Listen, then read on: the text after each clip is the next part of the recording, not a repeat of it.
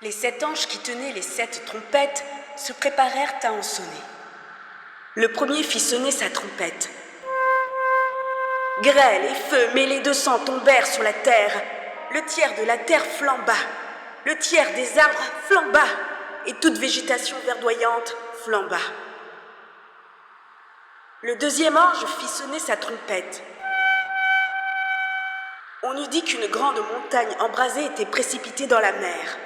Le tiers de la mer devint du sang, le tiers des créatures vivant dans la mer périt, et le tiers des navires fut détruit. Le troisième ange fit sonner sa trompette. Et du ciel, un astre immense tomba, brûlant comme une torche. Il tomba sur le tiers des fleuves et sur les sources des eaux. Son nom est Absinthe.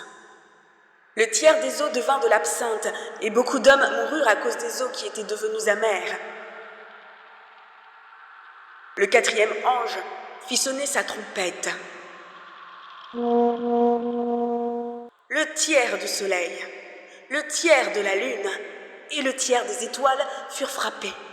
Ils s'assombrirent du tiers.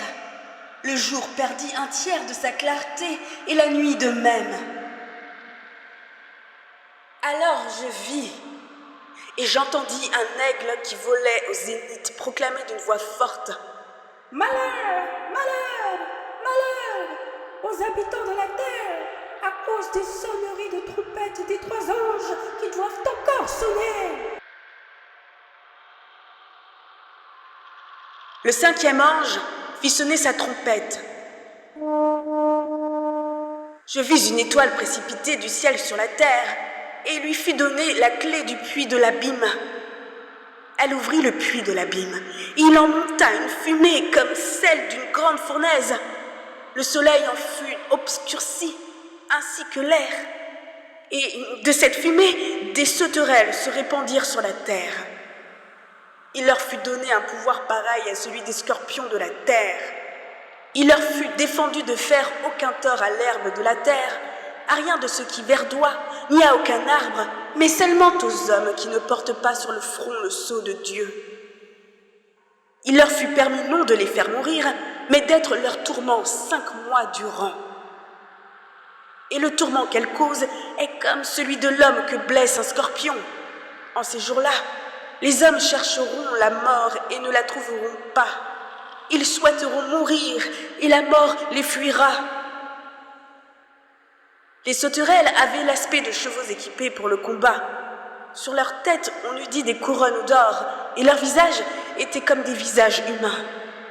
Elles avaient des cheveux comme des cheveux de femmes, et leurs dents étaient comme des dents de lion. Elles semblaient être comme cuirassées de fer, et le bruit de leurs ailes était comme le bruit de chars à plusieurs chevaux courant au combat. Elles ont des queues comme celles des scorpions, armées de dards, et dans leur queue réside leur pouvoir de nuire aux hommes 5 mois durant. Elles ont comme roi l'ange de l'abîme, qui se nomme en hébreu Avadon, et en grec porte le nom d'Apollyon. Le premier malheur est passé. Voici 2 malheurs viennent encore à la suite. Le 6e ange fit sonner sa trompette. J'entendis une voix venant des cornes de l'autel d'or qui se trouve devant Dieu. Elle disait au 6e ange qui tenait la trompette: Libère les 4 anges qui sont enchaînés sur le grand fleuve Euphrate.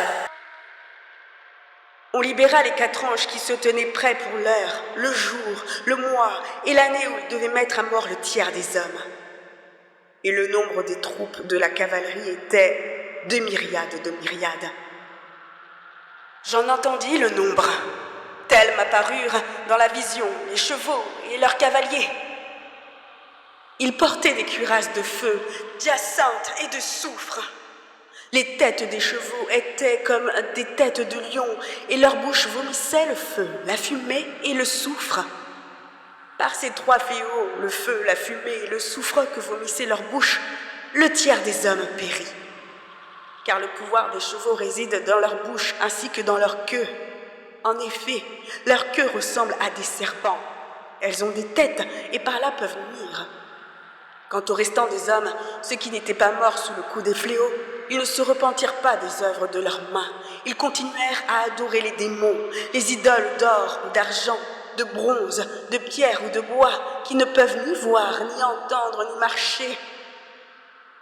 Ils ne se repentirent pas de leurs meurtres, ni de leurs sortilèges, de leurs débauches, ni de leurs vols.